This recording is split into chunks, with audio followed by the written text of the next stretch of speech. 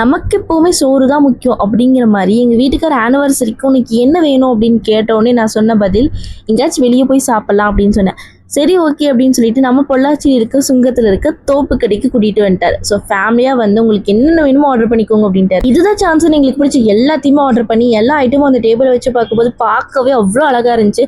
Because என்னதான் gift வாங்கினாலும் பிடிச்ச சாப்பாடை வயிறு நிறைய சாப்பிடும்போது வயிறும் நிறைஞ்சிடும் மனசும் நிறைஞ்சிடும் இல்லையா. பீஸ்ஃபுல்லாக ஃபேமிலியோட ஒரு லஞ்ச் சாப்பிட்டு கொஞ்சம் ஃபோட்டோஸ் அங்கே எடுத்துட்டு டைம் பாஸ் பண்ணிட்டு கிளம்பலான்னு பார்க்கும்போது தான் இந்த மின்னும் எங்கே போனாலும் ஃப்ரெண்ட் பிடிச்சிடுறாங்க.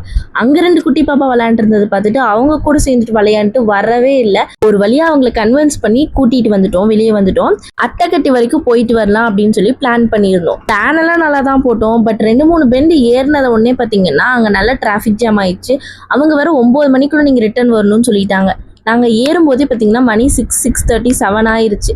அதனால என்ன பண்ணுறதுன்னு தெரியாமல் சரி நான் அப்படியே ஒரு யூட்டன் எடுத்து கீழே வந்து ஆலியார் டேம் வந்து கொஞ்ச நேரம் விளையாண்டுட்டு மின்னும் விளையாடுற அளவுக்கு தான் தண்ணி இருந்துச்சு. ரொம்பலாம் தண்ணி போல. ஸோ கொஞ்ச நேரம் விளையாண்டு அப்படியே வீட்டுக்கு வந்துட்டோம். இந்த வீடியோ உங்களுக்கு பிடிச்சிருந்தா மறக்காம லைக் அண்ட் ஃபாலோ பண்ணி வச்சுக்கோங்க.